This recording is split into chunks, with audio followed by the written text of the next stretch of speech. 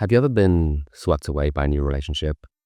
That intoxicating feeling of finally connecting with someone, like you finally found the one. It's exhilarating, isn't it? But then, almost like a cold wind, a nagging thought creeps in. Will this last? Are they truly going to stay? You're constantly searching for signs, any little indication that maybe they're about to pull away, leaving you all alone once again. And maybe these thoughts are not just casual. Maybe it's a quiet hum of anxiety that never really does shut off. Maybe you feel like you need to constantly prove that you're worthy of their love. Hey guys, I'm Ovid from Algoalchemy, and today we're diving into anxious attachments.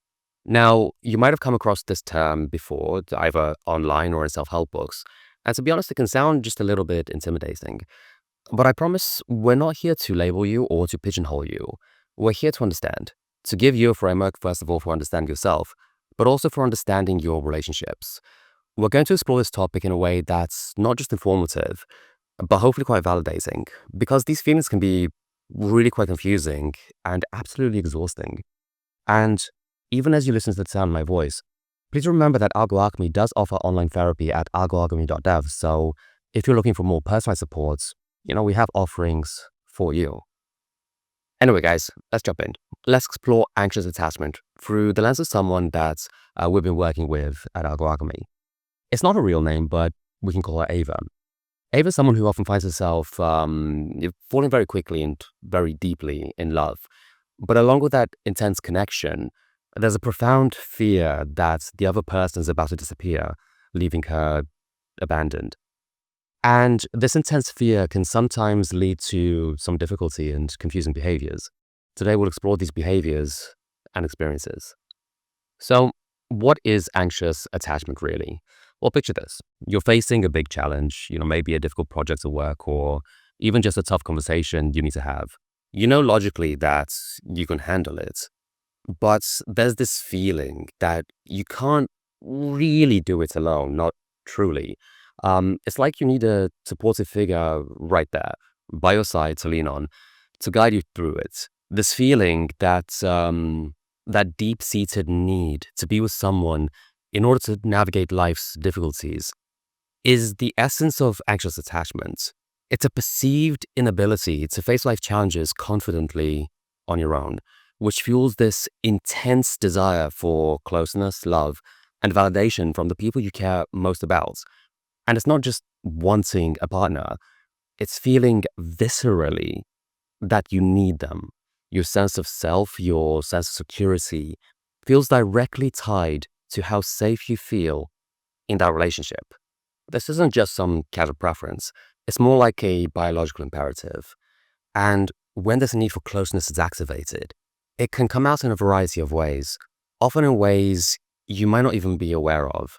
It's like the relationship has become a lifeline, and you're obsessively terrified of being lost at sea without it. For instance, you might find yourself constantly checking in with your partner, maybe over texting or always wanted to know where they are and what they're doing. You might overanalyze everything they say or the things they don't say, looking for hidden meanings or signs that they're about to pull away. Maybe you find yourself needing to hear multiple times a day that you're loved, that you're wanted, that everything is okay. These are called hyperactivating strategies because it's your natural attachment system in a constantly hyperactive state, running far too hard. This is exhausting for you and for your partner as well. Your emotional alarm system is constantly too loud and too sensitive. Now, this is where things get really interesting because here's the thing. People with an anxious attachment style often fall in love very easily and very quickly. It's like the heart is always open and it's ready for love, for that connection that they're craving. And it feels good. Of course it does. It feels like they finally found what they've always been searching for, that one person, that one safe space, and that they will never feel alone again. It's like they've been waiting for that moment to happen. But, and this is a really big but, they can also have a hard time finding a lasting and fulfilling connection. Why is this?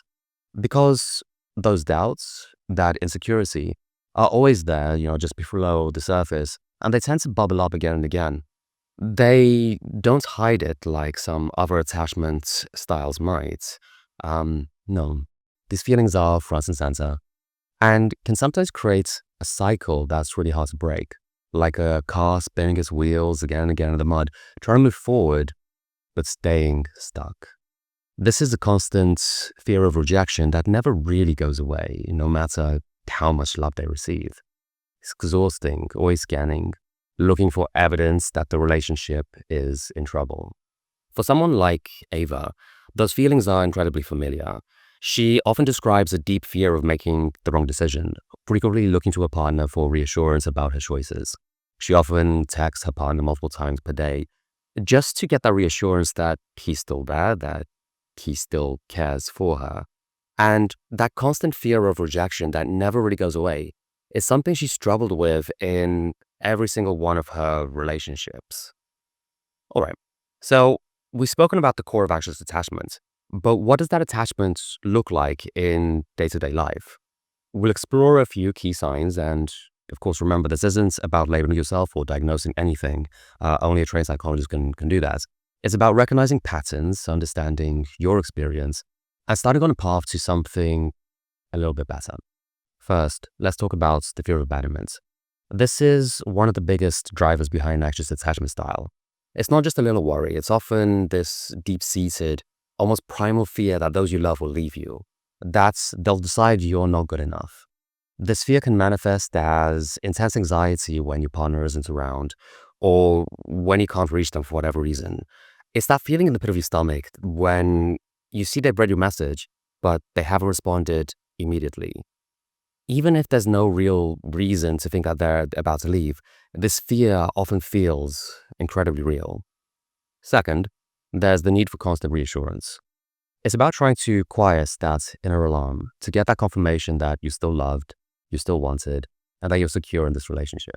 Now, it's kind of like your emotional fuel gauge is always running low, and you need your partner to constantly top it off for you. You might ask questions like, do you really love me? Or are you happy with me? Again and again. Sometimes it's more subtle than that, maybe seeking constant attention and praise. But the goal is the same, to try and ease that underlying fear and to calm that anxious voice in your head. Now, the third sign is the tendency to overthink and overanalyze. Your mind thinks that it's a detective and is constantly searching for clues, trying to piece together what's really happening in your relationship or what your partner is really feeling. You might replay conversations in your head, looking for hidden meanings in words or actions. You might obsess over a single text message or a casual comment that your partner made.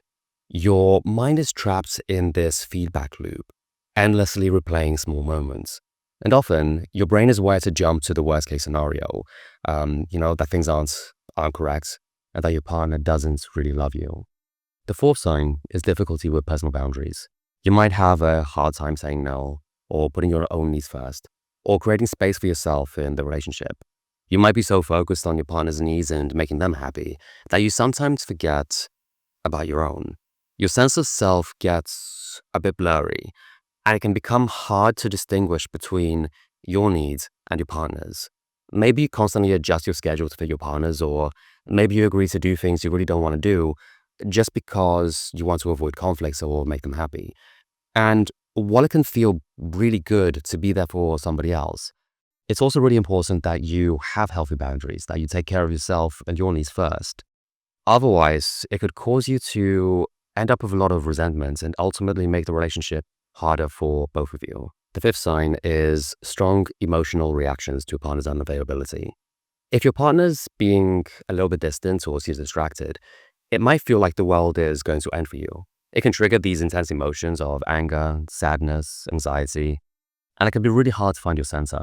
You might even experience the same intense emotional reactions if your partner's unavailable for reasons completely unrelated to you, like if they're in a meeting that's going a bit too long. These emotional responses can be completely overwhelming, and that's not just to you, but to your partner as well. And guys, there are of course other signs, but I feel like you're getting the picture, so let's move on. A predictable pattern often emerges from these behaviors. Once you understand it, you can start to step out of it. Let's break down what we call the anxious attachment cycle and explore how it gets triggered. This cycle often begins with a trigger, a perceived threat to the relationship or something that just feels like a threat. It could be something small or something bigger. But to someone with anxious attachment, these triggers can feel like a major crisis. It could be your partner seeming a little distance. Maybe they're just busy with work. Or maybe they haven't texted you back as quickly as they normally do. It's as if a tiny crack suddenly appears in the foundation and you're afraid that the whole thing will just come crashing down. When that trigger hits, that's when your activation starts. It ends up being like a floodgate opening and emotions just start pouring out. You're no longer calm and you can't regulate yourself. There's this overwhelming sense of anxiety, fear, maybe even anger or sadness all at once. Your whole body and mind are just completely overtaken by these emotions. This is when you start going into hyperdrive mode and you focus totally on getting your needs met by your partner. Then these intense emotions often lead to process behaviors, actions you take in an attempt to regain connection and reassure yourself that everything is okay. These actions may often be automatic. These are often desperate attempts to get your partner to see how upset you are and to provide the reassurance that you so desperately need. You might start calling or texting or showing up unexpectedly. You might get clingy or start demanding attention. Or perhaps you might start arguing or even crying. These are all ways that your attachment system is trying to fix what feels broken to you. However, it can often create a bigger mess than it fixes. But you don't know what else to do, so you just keep repeating these same behaviors. Here's where things can become really difficult though, because it's at this point where your partner's potential withdrawal often happens.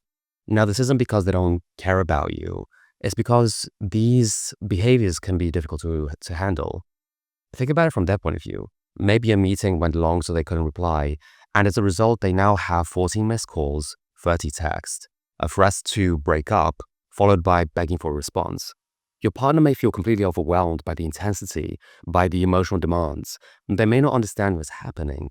They may not have the language or the tools to deal with those kinds of intense reactions. Instead, they might just distance themselves and become emotionally unavailable.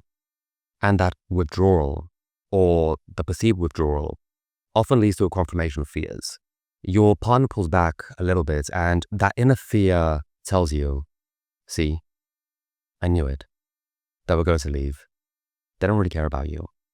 It reinforces that deep-seated belief that you're not worthy of love, or that you'll ultimately be abandoned. And, of course, after this, you know what happens next. It's another trigger, and it goes right back to the top of the cycle. And the whole process begins anew. And the cycle repeats and repeats and repeats. It's a vicious, merciless spin.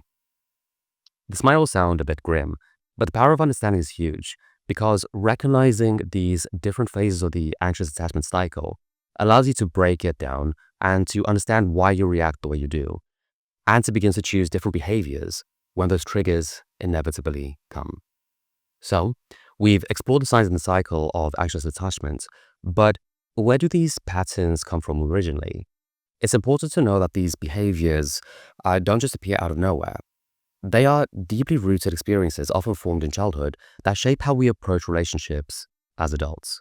The key to understanding attachment styles often lies in our earliest experience with our primary caregivers, typically within the first 18 months or so of life. It's during this critical period that we begin to develop our expectations about relationships, love, and how secure we feel in the world. If during those crucial early months your caregivers were consistently attuned and responsive to your needs, if they provided comfort when you were upset or sharing your joy, you likely developed a secure attachment style. They grow up feeling safe and that the world in general could be trusted. They have a solid foundation for forming healthy relationships later on in life. But what happens if those early interactions were inconsistent? What happens if your caregiver was sometimes attuned and sometimes completely out of sync? Perhaps your parent was going through a really hard time. Maybe they were stressed with work, or maybe they just had too many kids to focus on. Maybe they were dealing with depression or other mental health issues, or maybe they were dealing with just something else entirely. But because of that, they were often emotionally unavailable or inconsistent. Maybe your caregiver sometimes comforted you when you were upset, and other times they dismissed your feelings and told you to just get over it. Or maybe they were intensely involved in your life one moment, wanted to know everything, and then the next moment they seemed completely uninterested. When a child experiences that inconsistent caregiving, they don't understand the external circumstances. They're too young to understand that their parent is dealing with their own stresses. So instead, that child understands that it is they that is the problem. Children, of course, are egocentric by design. They believe the world revolves around them. So they assume they must have done something wrong, that they must be lacking in some way. They start believing, if I was good enough, my parents would treat me consistently. And so as they grow up, the self-blame becomes ingrained. They start believing that they're unlovable, that they're flawed, and that it is up to them to fix it. They learn that their needs are only important to others when it's convenient for those people, and this creates a profound sense of insecurity. They're always trying to earn the love and attention they desperately crave because they believe they're not inherently worthy of it. For example, let's consider Ava's experience. Ava's mother struggled with severe depression. When her mother's depression was more manageable, she was able to give Ava all the attention and care that she needed. However, when her mother's depression was more severe, she simply didn't have the emotional bandwidth to care for Ava properly. Ava's experience was that of inconsistent attention and being left feeling like it was her fault whenever her mother wasn't able to provide that care. This likely led to Ava's anxious attachment. And if you yourself have an anxious attachment style, remember that it's never your fault. It was a consequence of your early experience. And it's only by acknowledging and understanding where these patterns come from that you can actually begin to make real change and to start healing your emotional wounds. So, how does all of this manifest in adult relationships? Let's take a closer look at some of the common patterns and how anxious attachment can impact both your relationships and your self-image.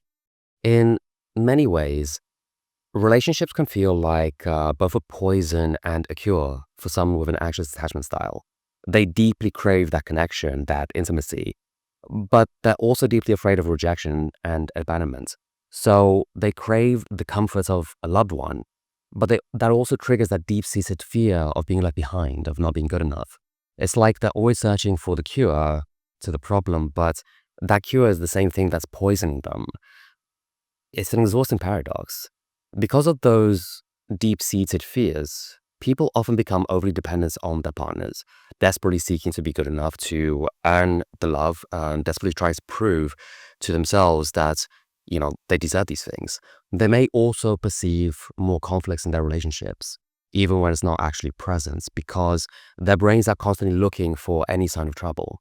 And they find it very hard to believe when a partner says that they are loved because they just don't feel it within themselves. They don't feel like they are lovable. So they constantly test their partner, and unfortunately, these behaviors are often self-sabotaging. It's the fear of being left behind that often leads them to actually be left behind. And that really hurts. This brings us to the crucial connection between anxious attachment and self-image. Many people with anxious attachments have a very negative view of themselves. They feel that they're not good enough, that they're unworthy of love, and that they're fundamentally flawed in some way. Instead, they often measure their worth by how much love they receive from others. Their worth, their value, and all their self-esteem becomes tied to the success of the relationship and how much validation they're receiving from the partner in that moment. Naturally, they struggle with autonomy. They can find it hard to make decisions for themselves, to stand up for their own needs. They often fear time apart from the partner, as if the moment that their partner is gone, they themselves will simply begin to fade away. This all has a really significant impact on personal growth, as you can imagine. When your self-worth is dependent on external validation, it can be difficult to pursue your own passions, to take risks, or to truly embrace all of yourself. You might avoid honest conversations, even if you know it's necessary to express your own needs and feelings, because that might trigger conflicts or bad outcomes. Your personal growth gets put on hold because your focus is completely and totally on the relationship. So we've covered a lot of ground today, exploring what anxious attachment is, the signs, the cycles, the causes, and how it impacts both your relationship and your own self-image. And if you've been relating to a lot of this, it might feel overwhelming and even a little bit disheartening. But I want to emphasize, as I always do, that there is a lot of hope here. Anxious attachment is not a life sentence. It's not something that you're doomed to forever suffer with. And actually, many of the traits we've discussed can actually be transformed into profound strengths and resilience when approached through the framework of post-traumatic growth and positive psychology. Those who have weathered attachment traumas often emerge with a deep well of empathy, understanding, and connection, honed through their own experiences of emotional pain and relationship turmoil. This can allow you to build deeper, more genuine relationships. And because you've experienced those feelings yourself, you can often be more compassionate to yourself and to other people as well. You also have a deep understanding of the importance of connection. And so you're often very good at creating close bonds and evaluating those relationships deeply. And you also often have a deep sense of justice, and you want to help others feel heard and valued. And if you ask me, that's a pretty amazing way to live your life. So what is it that you can do to start moving towards a more secure attachment? Well, the first key, as always, is just self-awareness.